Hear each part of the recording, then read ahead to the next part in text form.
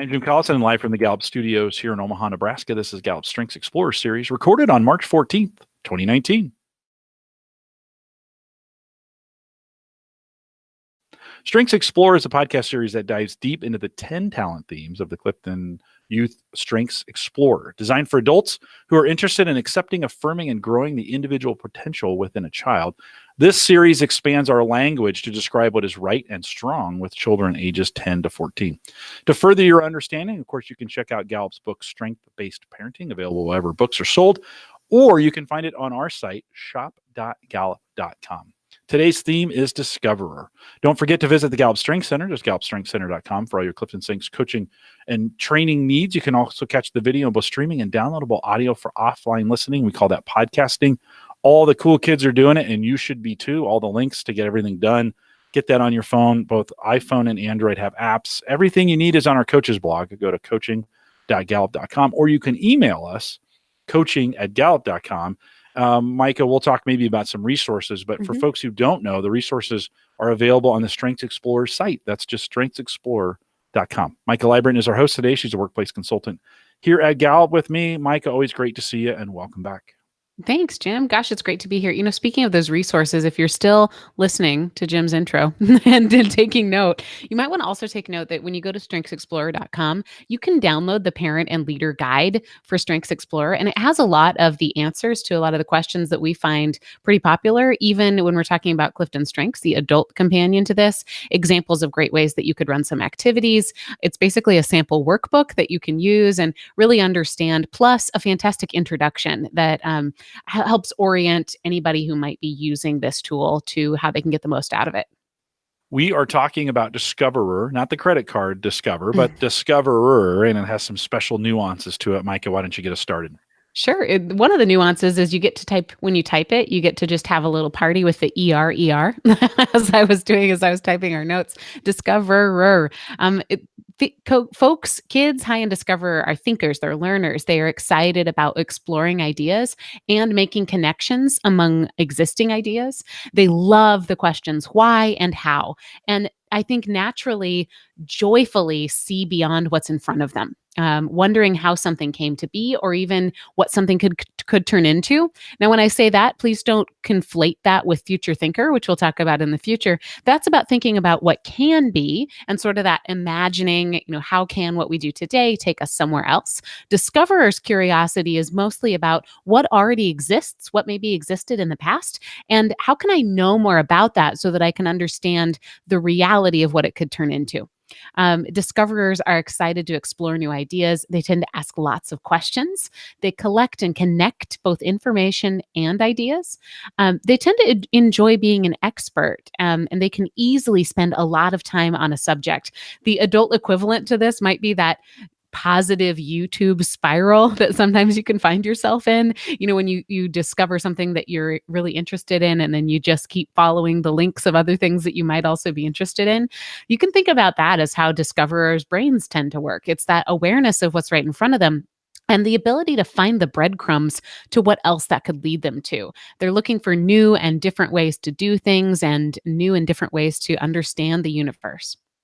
Mike, I know you're saying all those things, but why? Why is that true? Why is that happening? Hey, why?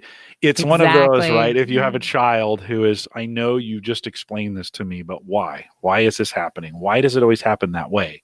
Those kinds of questions in the book, Strengths-Based Parenting, we talk about spotting, strength spotting, and we've got some clues to that. So as we think about seeing this in children, what are some things we could be looking for? So lots of those questions might be something that you would spot. I think with discoverers, they ask with a little bit more attention, and don't confuse attention with sort of span of attention, but maybe a little bit more intention is the way to say it. Instead of just discovering that the word why is really cool and asking it all over, it's normal for littles to ask why. Those with discoverer just never kind of grow out of that, and they know that that's a springboard into something else, not just sort of a way to add punctuation to a conversation. They're enjoying sharing discoveries. So you might notice them talking with experts or telling people about things that they've learned. They tend to be drawn to information. So studying for a discoverer does not have to be something that is tied to the completion of a task or homework. They tend to ask lots of questions, not just to be present, not just to be social. It's different than listening. Their brain is going really, really fast. And so it's that ability to, I think, I like the word punctuate with the way that they ask questions. It's, I'm asking this because it's leading me to something bigger that I'm going to then spiral, kind of up toward. They might notice, you might be able to spot discover by ways that they share things that they've learned. That might sound like, hey, did you know this? Or, oh, that's just like this, sort of that connecting of ideas.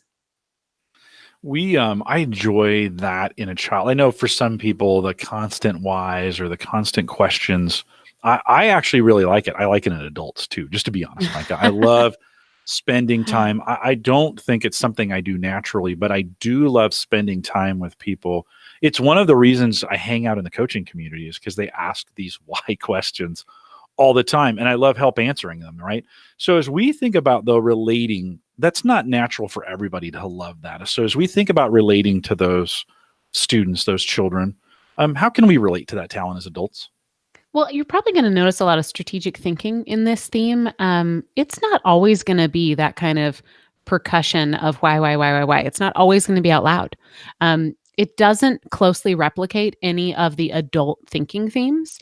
You can think about pieces of it, and I'm not giving you the recipe here because remember, they're two different assessments, but you might pick up on the curiosity of learner, maybe the resourcefulness of includer, the connection building ability or the linking of ideation, but maybe also the energy of some executing themes. You can maybe see some ideas around focus being in there. Hey, when I'm really on to something, I like to follow it.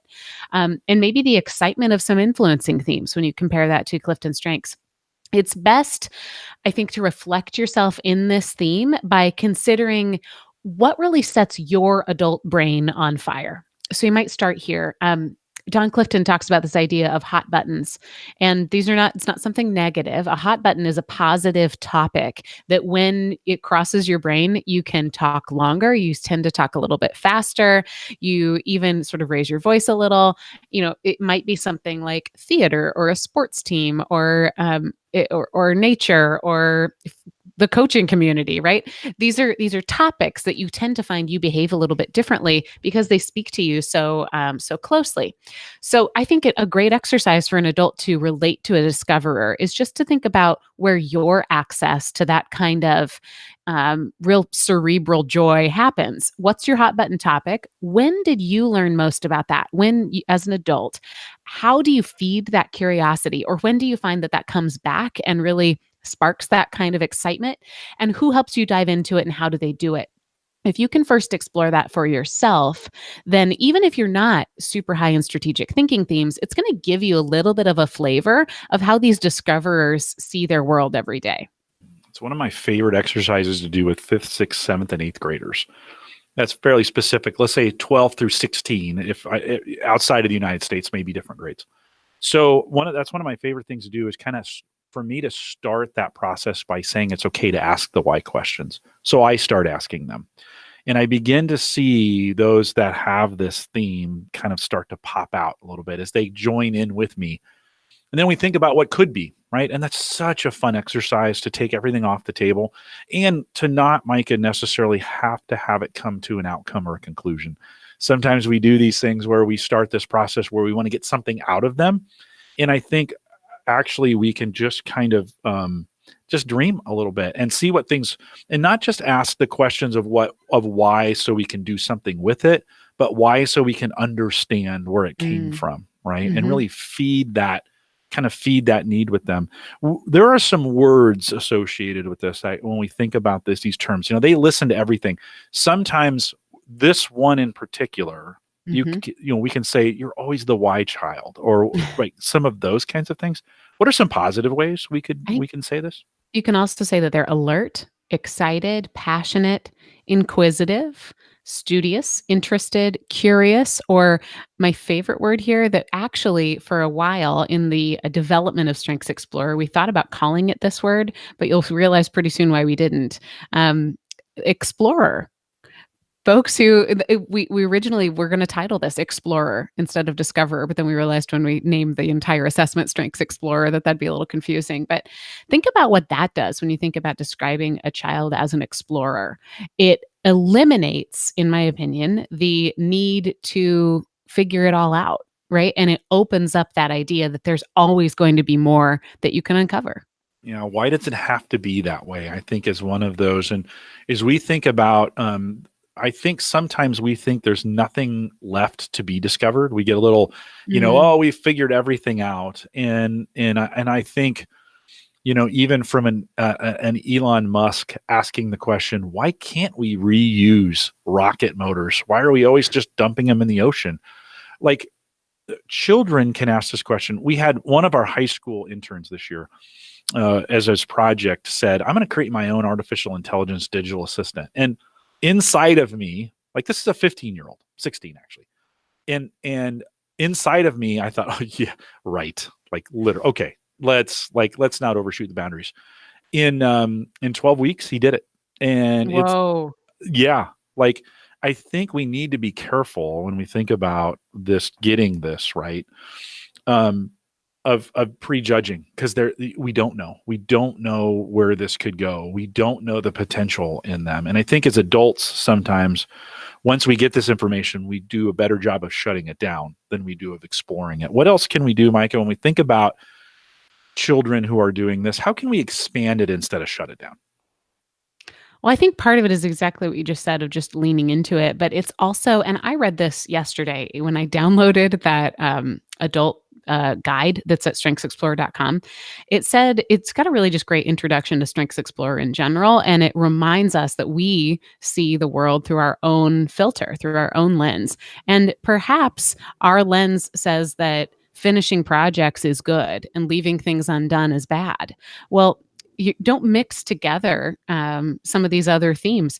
Explorer, discoverer is really about just exploring, not having to finish things. So even back to your, kid who's creating a digital assistant, we need to be mindful that maybe we don't put success on the same plane as finishing that project in 12 weeks. Now, it's fantastic and it makes the story better and it makes them probably more useful and productive. But how can we accentuate just the brain power that it takes to dream about that? How can we help them think a little bit more? Now, it's not our job as humans, whether you're talking about adults or kids, to provide everything that somebody else needs. It is our opportunity as adults to help kids align themselves in front of what they're seeking.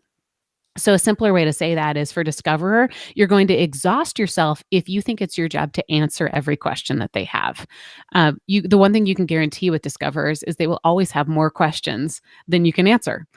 You don't have to be the professor. You can be the research advisor, right? You can stand shoulder to shoulder with this kid and help them understand how to explore the questions that they have instead of having to answer all of them. Help them ask better questions, help them learn how to investigate. This is quickly becoming my favorite part. I definitely stole that line from you last week, Jim, but I do have a list of questions that you might ask a discoverer that are slightly better than just how was your day? What's the coolest thing you discovered today? What problem are you working on solving? When did you notice something new? What are you wondering about? What should we uncover this weekend? Who is your favorite person to ask questions, and what does he or she know a lot about? If you could design your own class to teach, what would it be about and how would you teach? Can I add one to that? Yes. Is that okay? Can I add one? Is it why? I don't know. Actually, is a question or is a answer when that gets asked, why? I don't know. What do you think? Yeah. That is sometimes the most powerful. I think as adults, sometimes we think we have to have the answers. And listen, I'm a know-it-all. So I think I have to have the answers all the time. And the most powerful thing when I'm relating to students like this is to go, I don't know. What do you think? Let's think about it. And oftentimes I'll throw out a few clues to get started and then let them do it. Like, let them work through it. Mm-hmm. So this isn't even one where you have to make up a question. They have it. Let them talk about it and let them, bring that out. Let them kind of discover their own, the answer to their own question. How else can we affirm that, Micah? I mean, that's one way of affirming it, but what are some other ways we can affirm it? Get to know and stay curious about what I coined this phrase, spark moment. What is their spark moment? When is the kid most interested in something? When he or she starts to really think, "Yep, that's a path that I'm going to take." For many discoverers, it might be at the very beginning of learning something when they still have a lot of um, positive ignorance, right? When they genuinely don't know, but they love that first step. When the idea is brand new, don't dismiss their desire to explore new things as failure to follow through on something. We don't want to mix those expectations. It is okay for their interests to be short lived. But if you can catch and start to know, gosh, does my kid get most interested in something maybe socially, maybe when other people, when they realize it's important to others, or maybe when it's something that leads far into the future. If you can't tell what I'm doing, I'm starting to play with theme dynamics already. But get to pay attention to where they pique their interest, what really pushes them off the cliff to learn more. Also, I think ask more questions about something that they've already developed that spark for. Make sure you're asking things about, questions outside the classroom. These folks see adventure everywhere. So if you're just asking, what'd you do in school today? Or, what are you learning about in school? You're asking about a tiny sliver of the rest of the pie chart that they are curious about. I think I'd add to it, be spontaneous with this. It's just, this isn't necessarily always going to follow a path, or it's going to Mhm. always go down the same way, or are you going to be able to orchestrate it? Sometimes you have to be there, be in the moment, be present, and then be willing to kind of deviate from Mhm. whatever you had planned. These Saturday mornings, we get together with our high school teams, and I know we're mixing a little bit. We have them take CliftonStrengths and not explore, but we see a lot of these same things in our high school students that we see. And on Saturdays, I have things planned, but I am always willing and able to move differently Mhm. in that. And I think with this kind of theme, you have to just be ready for what comes your way, and be ready to be spontaneous with that. Be ready to come up with something new, or do something that, hey, let's get in the car and go find out. Like, why is it this way? I don't know. Let's go find out. Let's go visit. Let's go see. Let's go explore, or let's do the math, right? And so I think there's some great ways in there. We have these go do it challenges that we're doing throughout this series, and some things you can do. So, Micah, let's work through these. These are some good ones today, by the way. Aren't they? I'm so excited. Now, a reminder, I'm creating your Go Do It challenge just to think about sparking this community and doing it right now. There's also fantastic pages of action items for children and adults included in your Strengths Explorer results. So don't forget about those as well. So here's two things that you can do to help invest in your discoverer child. The first one I'm most excited about: create a laboratory. Dedicate a space where your child can explore and play and tinker and doesn't have to finish or put away what they're working on until they've reached a finish. Now, if space is just too limited and you've Marie Kondoed your whole life, this could be something as simple as a notebook, or a computer, or a really big box. What we're looking for is a space that your kid owns, that they don't have to move or finish or sort of stop their train of thought when they have to move on to other parts of their day. And I would include also resources that your kid can easily and safely use without having to ask permission. Maybe it's a drawer where everything in that drawer is free reign, a cupboard, or maybe just an understanding of what things in your home can and cannot be taken apart or mixed together.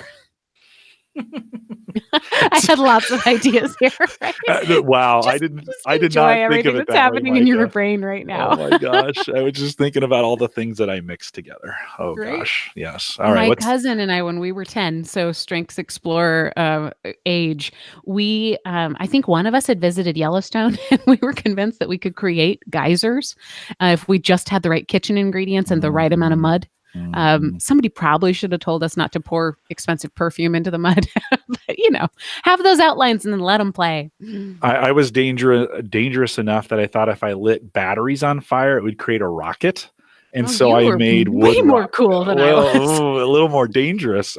My parents put an end to that when they saw what I was trying to do. But that's how that played out for me, right? I needed a chemistry lesson. Like, how great it would have been if someone would have Right. come along, instead of just saying no, to say, okay, Jim, let's sit down and figure out how rockets really work. Like, this isn't like you have the wrong propellant.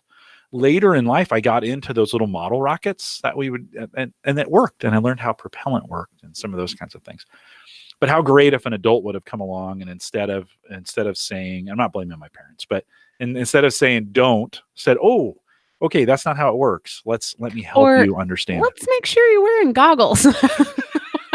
No, yikes. Okay, we better not talk about all the dangerous things I did. Let's move on to number 2. Number 2 is discover together. Dive into something that your kid is interested in that you don't know a whole lot about, and together do something. Have an event, something that both of you know happened that confirmed your exploration of that topic. Now, that could be visiting a museum. It could also be FaceTiming an expert, right? Find your favorite YouTube person, reach out and have a date with them and your kid. Execute an experiment, listen to a podcast, or attend an event. Now, the Go Do It challenge, the magic of it is that starting right now, you have 7 days to do it. So your timer just started. So I want you to do something about it this week. Now, if that means that in order to learn something together, you need to book tickets to Comic-Con or like find something that happens in the future, that booking is good, but it doesn't quite meet the challenge. So also find something that you can do this week together. By the way, podcasters love talking. That's why we do what we do. And if you ask, generally, most of the time, for me, all of the time, they say yes. And so if your student is interested in a subject, find a podcast for it and reach out to a couple podcasters and say, can I get 15 or 20 minutes to... Chances are it exists. If you can't find a podcast about something, the beauty of the internet is you can probably find a fan group about whatever your kid is interested in. So, reach out. There is a community somewhere that's going to help you discover something. Super great. Lots of great advice. We want to hear from you on what you're doing during these Go Do It experiments, these opportunities for you to do it. Send us post pictures. We'd love to have this. Post us a picture in the Called to Coach Facebook group. So facebook.com/groups/called to coach will get you there as well. We would love to have you if you want to go back with these questions in our show notes. So if you're like listening to this and you're on your phone, you're out walking, you're jogging, you're traveling, like, oh, I can't capture these questions. We've made them available in the show notes. You have to wait for us to produce this to get that done, but it should be done in the next week or two. And they're available for you out there. All the previous ones are as well. And I think Chris Townsend, by the way, if you missed Chris Townsend on Friday on Called to Coach, you missed a treat. Chris keeps track of all this stuff for us, and there's probably a document in that Called to Coach group too where all these questions are cataloged. Micah, final thoughts on Discoverer. I truly believe that everyone has a little bit of this in themselves. And I think it's really cool when we can invest in those kids who have it at the forefront. We do want to just say thanks again to all the adults who are investing however they are in what's right with kids. The goal of this podcast is really to just improve the conversations that we have with children, to help adults accept, affirm, and grow the natural talents within kids. We need to send out a huge special thanks to Dr. Mary Reckmeyer, who was the first person at Gallup that I ever interacted with a kid alongside, and Jerlene Mosley, who, of course, has lended a lot of her expertise and her experience and her words to today's podcast. Micah, let me encourage, in my position, I see a lot of communication that goes on around the coaching community and just in the strengths community overall. Don't get hung up on the resources here, friends. I find a lot of times people don't feel like they can do these Go Do It challenges or anything until they have the right resources. And the resources are maybe 2% of what you do. They're just a starter. They just get you in. You can make your own. We have some for you. Don't get hung up in these resources. Get out there, and the important part is what you do. Like the important part is your activities. The important part is your relationship. Don't get stuck on a handout. Don't get stuck on if you can print it or not. Get these conversations rolling. And like we talked today, these Go Do It challenges, they don't even require resources. You just have to be listening. And so let me encourage you to get out there and actually do it. So go do it. Well, I would say the listening is the most important part too. So what you do matters, but your kid's the expert. You don't have to know all this before you jump out there. I think that's another hindrance for people is they think I need to really know what this theme is so that I can see it in my kid. No, your kid already has it. Like they already know. Think about just accept, affirm, and grow. That's all you have to do. Yeah. Awesome. Well, we'll remind everyone to take full advantage of all the resources we have available now that he just said that. Yeah.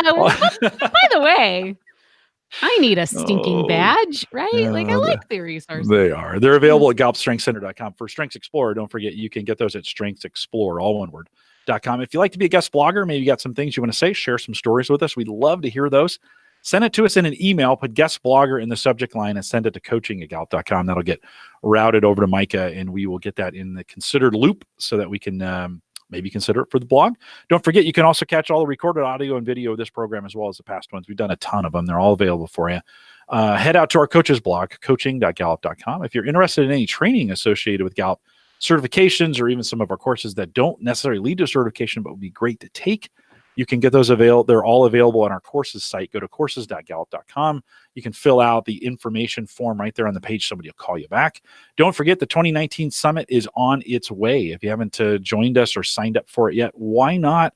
Actually, today is the last day to get the early bird discount on that. You want to get in there and get that done. Go to CliftonStrengthsSummit.com. Micah and I are going to do a rock concert at the end of this thing. We've got from 1:30 to 4, something like that, on the 5th, and we'd love to have you join us. It'll be a live Called to Coach, and we're going to do this, but you could join us live for it. Micah, how much fun is that going to be? It's like us, only live. I know. We're going to have some rock music. It's probably going to be irreverent. Just come. It's going to be a great time. We are going to party at the end. The summit usually, it kind of winds down and it dips a little bit. We're going to try and pick it right back up for that final afternoon. And so you won't want to join us as well. Don't forget to join us on our Facebook group. I mentioned that earlier, facebook.com/groups/called to coach. If you're a lurker out there, join in the conversation. We'd love to have you do that as well. We've got a few more to go on this. Have we done, is this 6? This is 6. Yeah. 6. So we're over the hump. Yep. 4 more to go. We'll look forward to seeing you. Stay around for some post show. We already have a post show question. So hang tight. Stay around for the post show. With that, we'll say goodbye, everybody.